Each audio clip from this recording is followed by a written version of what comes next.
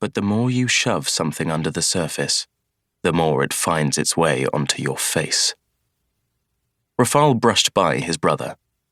"Follow me." He made his way into Miss Harissa's bookshop, the jingle-jangle of the door chime drowned out by the barks of a poorly groomed dog. "You brought me all this way for books," Rian groused. "Don't we have enough where we sleep?" A fair question, given the schoolmasters slept in a tower lined with thousands of fairy tales. But now the owner of the bookshop, Miss Harissa herself, with frazzled grey hair, a red tweed coat, and a matching hat that looked like an umbrella, came bounding out of the back, waving an emerald green tome. "Haven't seen you two before. Welcome, welcome. Come craving a good tale? You're in luck. This one arrived last night, and I've already read it, and I have to say, what a story. Duplicitous brothers, scheming pirates, a magical circus of talents." Rian's eyes were big as coins, gawking at the title of the book in her hands. Fala and his brother. Rian stammered. But, where did you... "We'll be right back," Rafal said, dragging Rian out of the shop to more jingling and barking. Miss Harissa scratched her head and peered at the book. "Well, I suppose it isn't for the faint of heart." Outside, Rafal pulled his brother into a dark alley near the shop. Rian shook out of his wizened face, restoring his tan cheeks and wild gold hair. "How can she have that book?"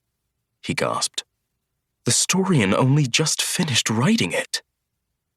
"It's why I brought you here," Rafal explained. "The Storian has been sneaking its fairy tales into this woman's bookshop for these unmagical strangers to read." Rian blinked. "What?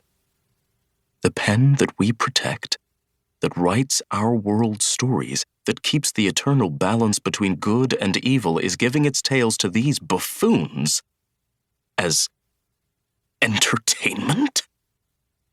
Which means they know all about our world, even if they think the woods aren't real," said Rafal.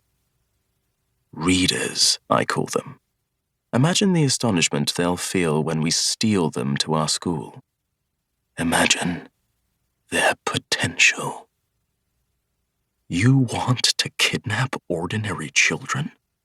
To replace our best students?" said the good schoolmaster, aghast. "That isn't just crackpot, it's evil." "Our school is broken," Rafal said sharply. "Ever's abandoning you, Never's betraying me. We need new blood, a fresh jolt that will make our Evers and Nevers fall into line. These readers, they've read about our school.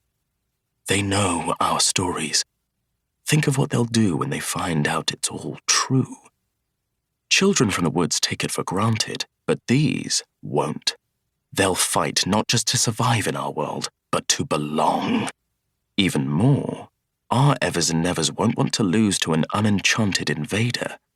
And if they don't want to lose, they'll summon up pride for their side in school, the best remedy for any others thinking of escaping." Rian opened his mouth to protest. "You don't have to kidnap one, of course," the evil schoolmaster said, hardening. "You can stick with the spoiled, arrogant Evers you've got. I'm happy to gain the advantage. In fact, the only reason you're here is that the magical shield separating Gaveldon from the woods wouldn't let me through to steal a child unless I gave you the same opportunity. The curse of balance. But I suppose balance is why the pen chose us as schoolmasters in the first place. To protect and love each other, good and evil, evil and good, though it's not always easy to tell which is which. Isn't that the lesson you learned with Hook?" He gave his twin a cold glance, then strode for the cottage lanes. "Rafal," his twin called softly. "You're not mad at me, are you?"